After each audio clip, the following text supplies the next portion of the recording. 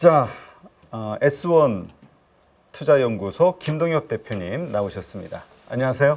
네, 안녕하십니까. 네. 무슨 방송 전에 안경을 교체를 하시네요? 예. 예. 안경이 두 가지가 있습니다. 운전용이 있고 컴퓨터용이 화면용? 있고. 네.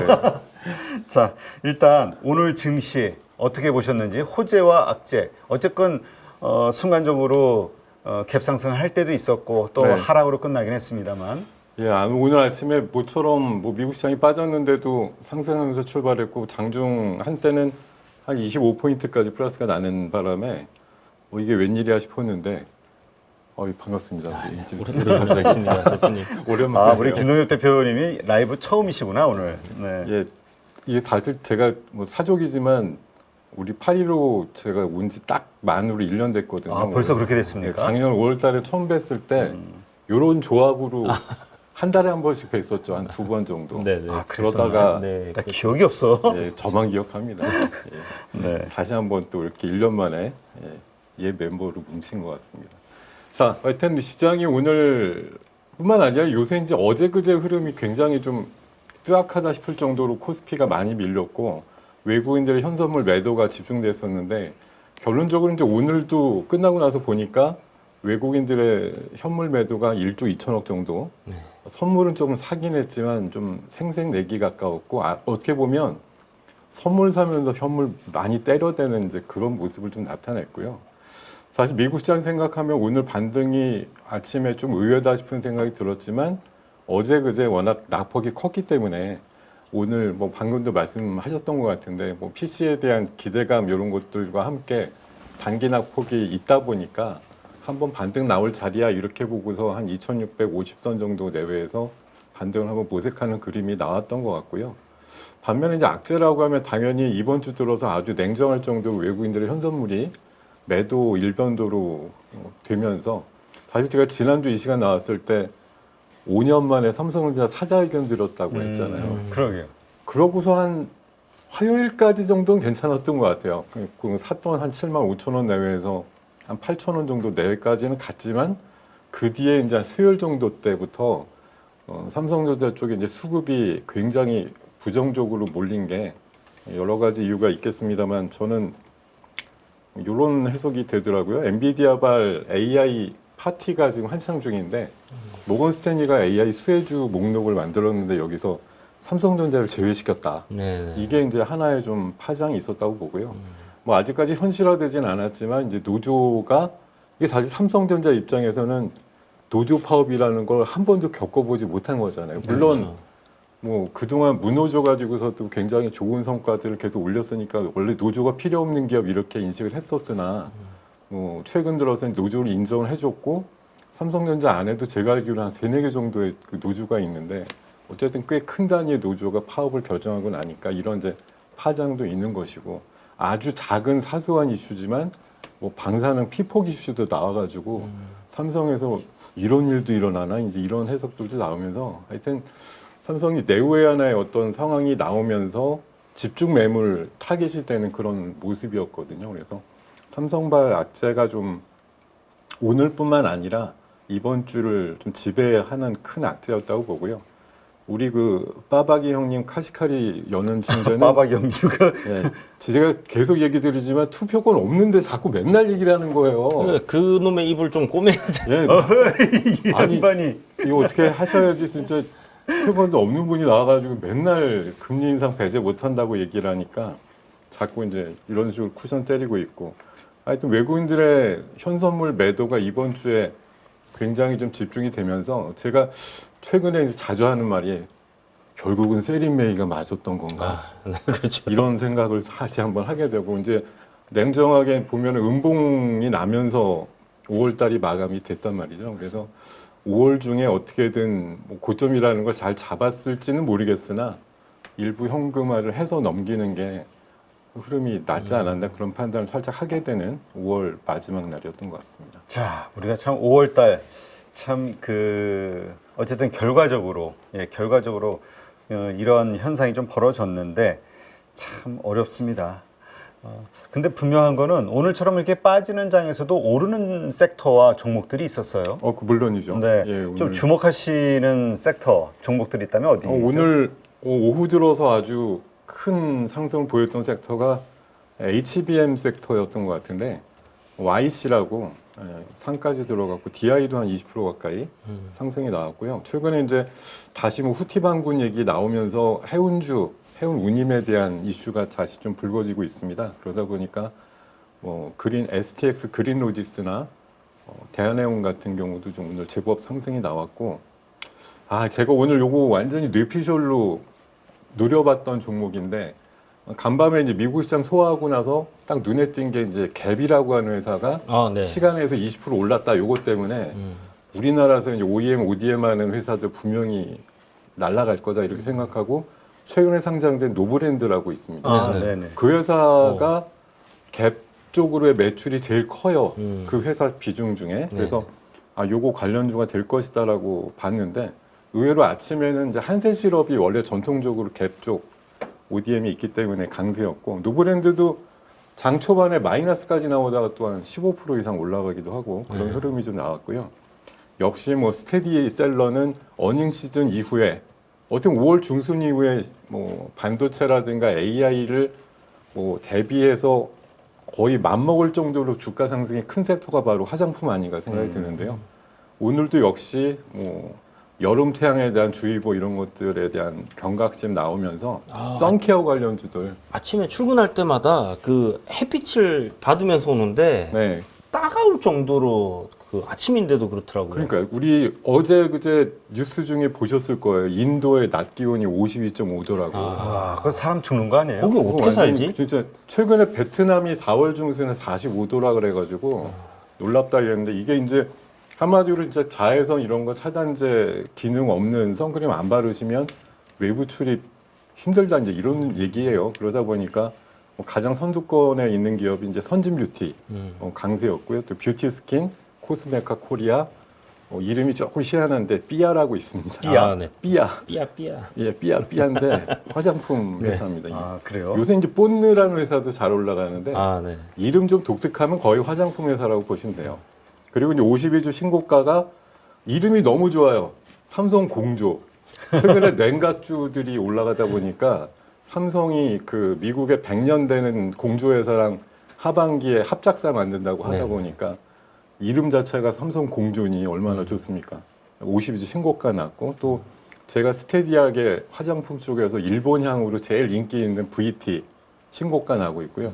은행주도 오늘 나름대로 강세였는데 JB 금융지주가 신고가가 났고 화장품 중에 가장 맏형으로 볼 수 있는 아모레 퍼시픽이 또 52주 신고가가 나는 그런 흐름들이 나왔던 것 같습니다. JB 금융지주는 정말 멋지게 올려놨네요. 저기가 오른 이유가 뭡니까? 네, 어떤 거요? JB금융.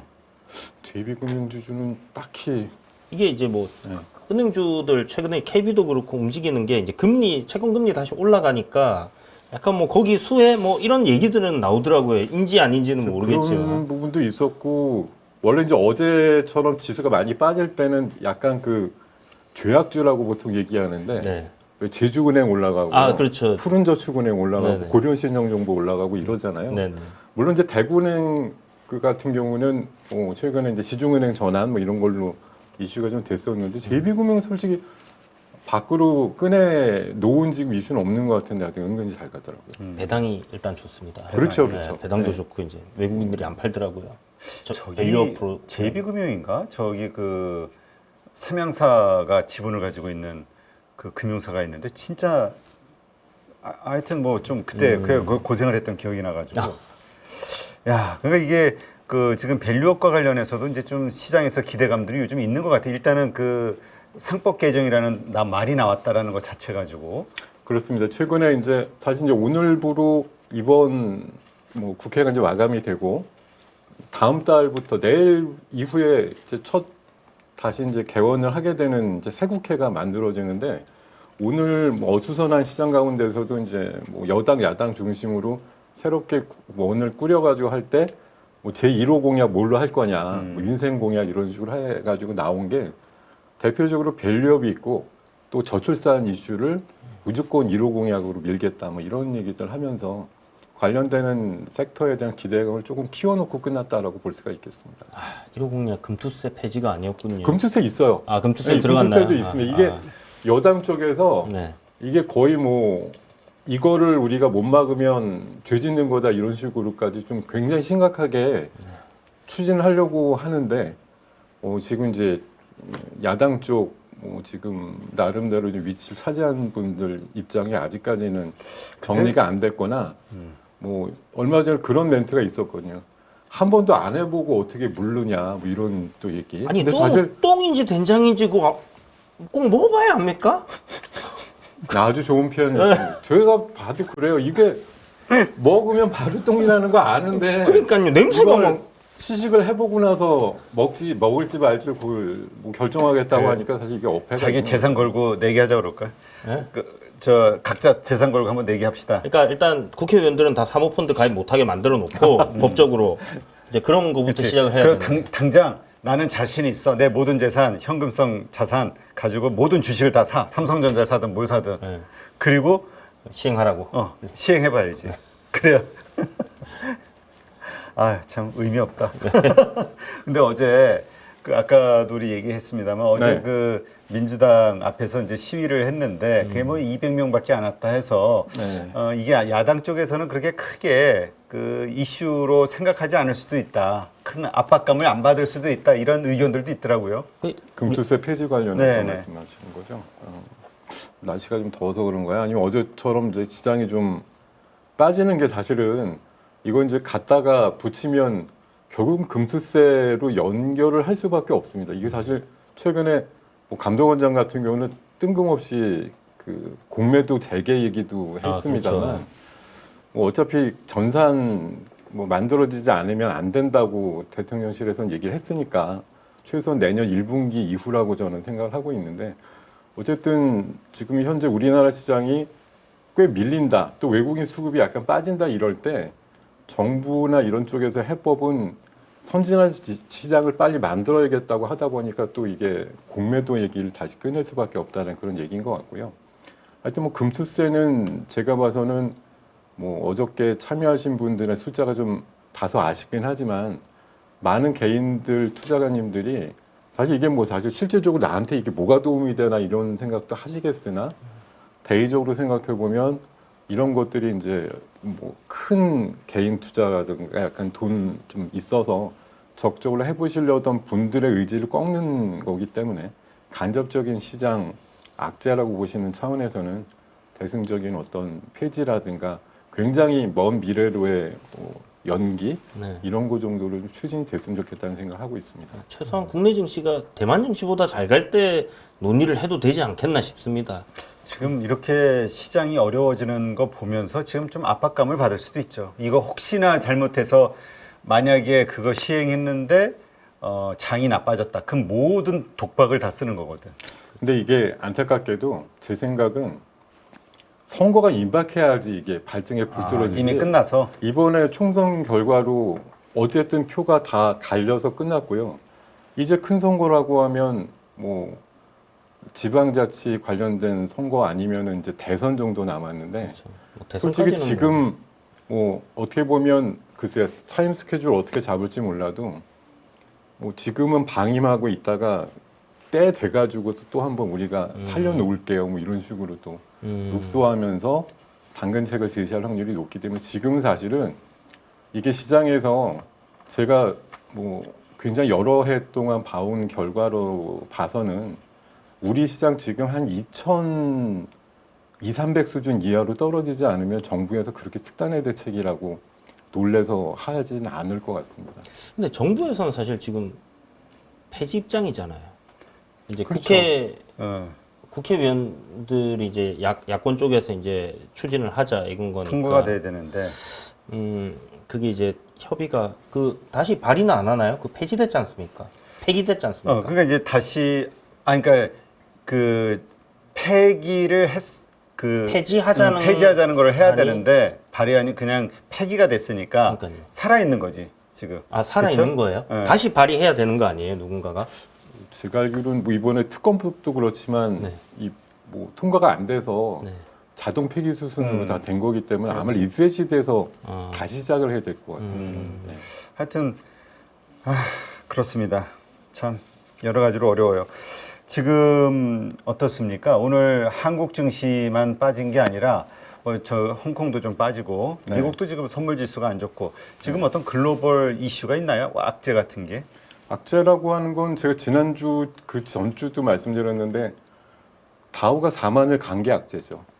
그럼 한마디로 말씀드리면 너무 많이 올랐다. 많이 오른 것보다 악재는 없거든요. 지금 뭐 제가 지난주에 계속 뭐 시장에 대해서 얘기를 드리는 게 엔비디아 파티에 너무 현혹돼 있다. 아니면 미국 4만 간 거에 우리는 왜 비분 관계라고 표현하는데 왜 우리는 OECD 국가 20개 중에 14개의 나라가 사상 최고치 흐름을 띠는데 그 6개 중에 있느냐 우리는 연중 최고도 못 가고 있고 좀 이런 뭐 안 좋은 상황들이 만들어지고 있던 게 되게 안타까우니까 결국 이제 갈 것이다는 논리로 버티고 있는데 지금 제일 문제는 굉장히 사실은 어떻게 보면 웩도덕 비슷한데 삼성전자가 HBM이 엔비디아의 그 HBM3나 3E 모델 같은 게 도대체 통과가 돼서 납품이 되느냐 가지고서 지금 회사의 운명을 뭐 가르고 있다 이런 정도로 지금 비화가 되고 있다 보니까요. 네.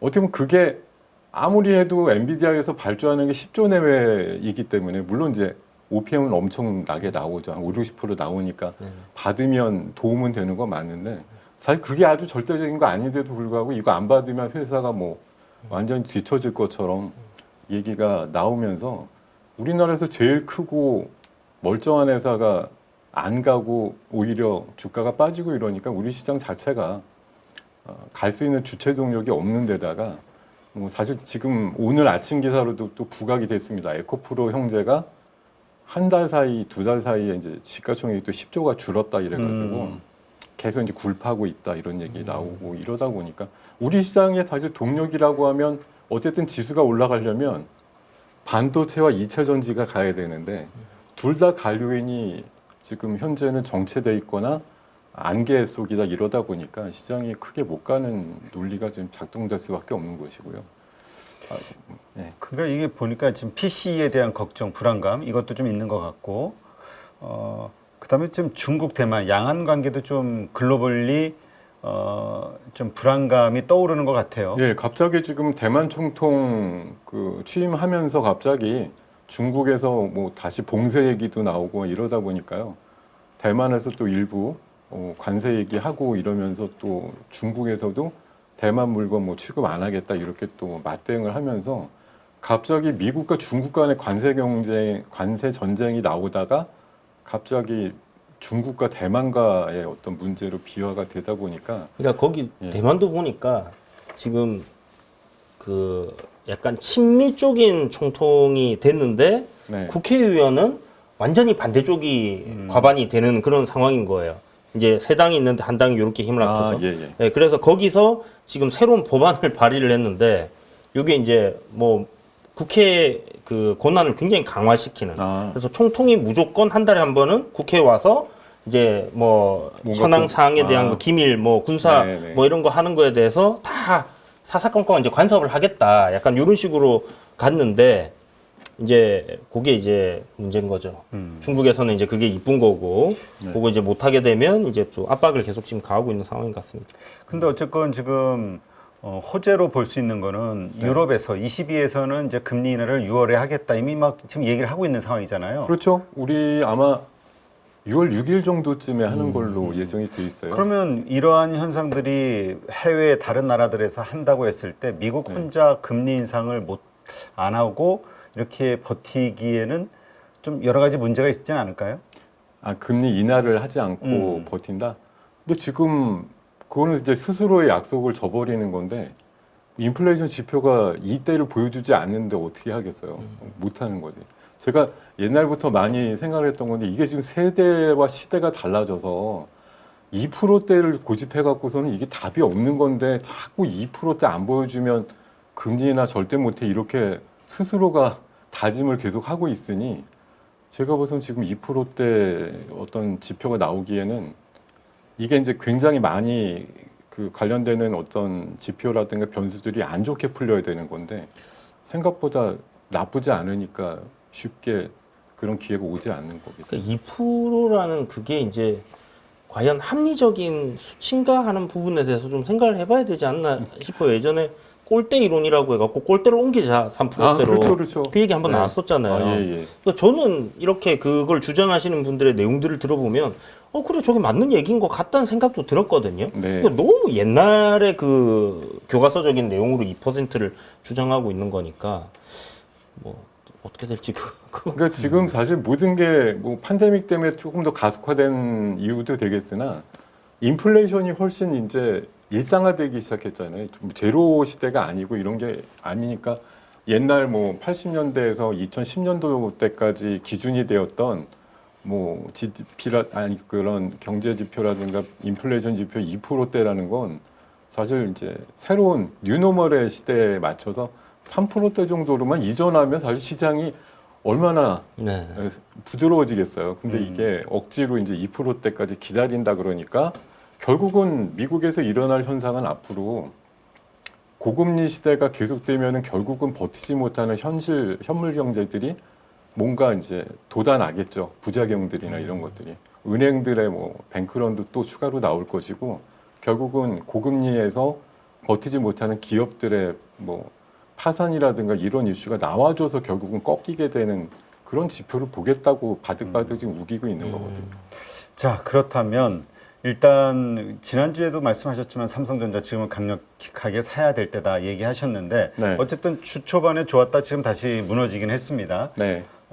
그 생각은 동일하신가요? 아니면 지금 상황이 좀 바뀌었을까요? 저는 가격대로 봐서는 아주 평상적으로 생각해보면 지금 가격대는 굉장히 좋은 가격대고 73,000원대에서 4,000원대 이 정도 수준은 뭐 물론 외국인들의 수급이 겁이 나죠. 이렇게 막 팔아대니까 저는 그러면서도 어저께 어느 분이 저한테 지수 어디까지 내려갈 것 같아요? 이렇게 얘기하시길래 2,600은 무조건 깨질 것 같아요. 이렇게 말씀드렸더니 아니, 장이 그렇게 안 좋으면 삼성전자 더 빠지는 건가 이래서 그럴 수도 있다. 근데 빠질 때마다 어떻게든 기회라고 생각하고 사셔야 된다라고. 그러니까 빠질 때 이게 이 가격이 어떻게 오지라고 생각하고 접근을 할 거냐 아니면 이 가격 진짜 생각 못 했는데 이 가격이 오니까 더 빠질 거라 생각하고 이제 드디어 팔 거냐 이렇게 양당 간의 결정을 해야 된다고 보면 저는 전자로서 접근하는 게 무조건 맞다고 생각합니다. 다만 근본적으로 제가 이제 걱정이 되는 건 삼성전자는 결국 수십 년간 우리 경제 버팀목이었고 가장 넘버원의 위치를 차지했는데 이게 지금 뭔가 위상이 근본적으로 흔들리는 건가에 대한 의심을 지금 받고 있는 부분이거든요. 이건 결국 결자해지예요. 옆에서 뭐 괜찮아 이렇게 생각하는 게 아니라 뭐 이재용 회장의 어떤 결단이든 삼성이 이번에 이제 그 뭐 반도체 부분 수장도 바꿨잖아요. 뭐 되게 그 전 분하고 성향이 되게 180도 다르다 그러더라고요. 네. 완전히 그 하드하게 이렇게 몰아붙이는 스타일의 분이 바뀌었기 때문에 아마 제 생각에는 단기 성과는 무엇인가는 나올 거라고 보니까 이게 장기적으로 조금 근본적인 문제로 대두될 상황은 아니라고 보고요. 지금 이제 뭐 엔비디아 이슈나 이런 거는 지난주와 뭐 이번 주에 주가가 조금 바뀌었을 뿐이지만 결국은 퀄테스트 통과할 것이고 뭐 제한된 의미로라도 수주를 받을 것이라고 보기 때문에 지금 가격대는 굉장히 매력적이다. 왜냐하면 우리가 이제 HBM에 모르는 게 올인돼 있어가지고 이거 안 되면 회사가 난리 날 것처럼 그러지만 일반 D램이나 낸드 플래시 갖고서 아니면 스마트폰이나 가전 갖고서도 뭐 지금 한 8조 원대 정도의 영업이 나올 수 있는 가능성 충분히 있단 말이죠. 근데 주가가 요거 안 되는 거 가지고 잠깐 내려가는 거를 근본적인 문제야 이렇게 해석할 건 아닌 것 같고 잠깐 흔들리지만 이게 그렇게 얘기를 하죠. 그러니까 뭐 스크래치는 났어도 파국은 아니다 이렇게 좀 얘기를 여전히 드리고 싶습니다. 네. 이거 삼성전자 저희 생각해 보면요. 예전에 여기서 이제 저희 이렇게 방송할 때도 그랬고 방송할 때마다 삼성 SK 하이닉스는 가는데 삼성전자는 왜 이러냐 뭐 이런 얘기들도 많았었고 뭐 지나서 보면 8월 달에 저점 구간에서도 사야 된다 얘기하고 뭐 올해 뭐 2월달, 3월달에 또 조정 났을 때도 지금 가격대면 사야 된다 얘기했는데 네. 결국 올라가고 나면 그때 살 걸 이런 얘기 진짜 많이 하셨었거든요. 그러니까 지금 우리의 얘기를 누군가 이제 듣고 계시고 보고 계실 텐데요. 반반이실 거예요, 분명히. 그렇지. 지금 정도면 굉장히 합리적인 가격이니까 들어가는 게 맞는다. 근데 현실적으로 더 살 돈이 없네. 이제 이게 항상 문제고요. 네, 그게 어떤 분들은 이제 굉장히 삐딱하게 조금 시각을 이미 갖고 계셔서 뭔 소리냐. 외국인들 저렇게 매일 600만 주씩 팔아야 되는데 주가 당장 못 가니까 신경 끊어라 이렇게 생각하는 반반의 움직임이 있을 거라고 생각 드는데 우리 이전 대표님 말씀 주신 것처럼 지금은 긍정적으로 얘기하는 게 먹히지 않죠. 현실적으로 수급이 안 따라주는데 좋습니다라고 얘기하는 게 정신 나간 거 아니냐 이렇게 해석을 할 분위기가 충분히 다분한데 아까 말씀 주셨잖아요. 결국 지나서 보면 그때가 바닥이었네라는 걸 맞습니다. 뒤늦게 알게 되는 그거 우리 한두 번 겪는 거 아니잖아요. 네, 알겠습니다. 한번 다들 참고해 보시기 바랍니다.